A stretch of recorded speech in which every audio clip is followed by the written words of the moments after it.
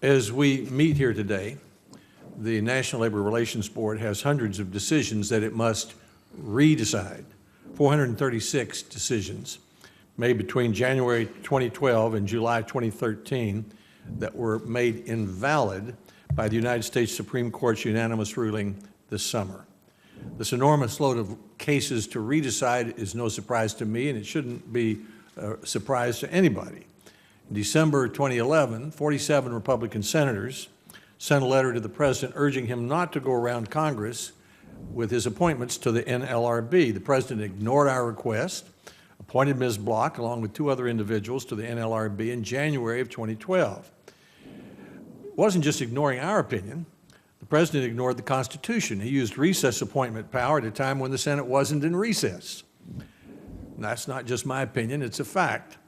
D.C. Circuit said the appointments, including Ms. Block's, were unconstitutional. The Fourth Circuit Court of Appeals weighed in, said the recess appointment of Ms. Block violated the Constitution. This summer, the Supreme Court unanimously said it was unconstitutional. The only people who seemed not to realize that were the President and the nominees themselves, including Ms. Block. Her appointment, along with Richard Griffin, is why the NLRB hasn't before it today 436 decisions that must be redecided. It's created a lot of wasted time and money, a great deal of extra work, confusion for workers, confusion for employers who count on the board to properly and fairly adjudicate their disputes.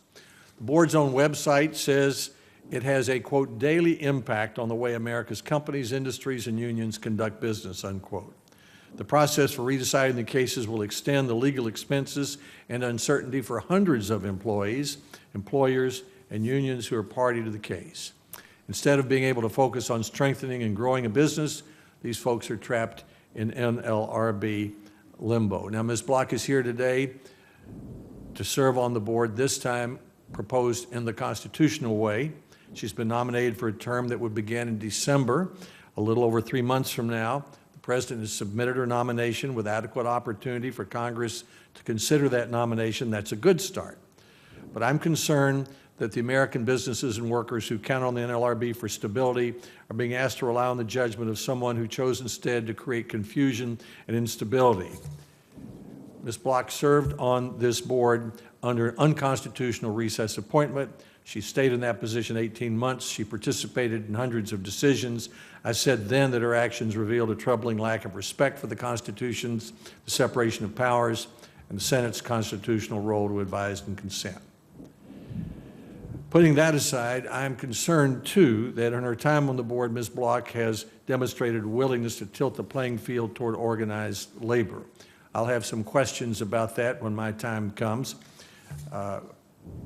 This nominee would not be the first to tilt the playing field of the NLRB one way or the other. The NLRB has, in my opinion, become more partisan in recent decades. Policy reversals and dramatic shifts are becoming regular expectation with each new administration.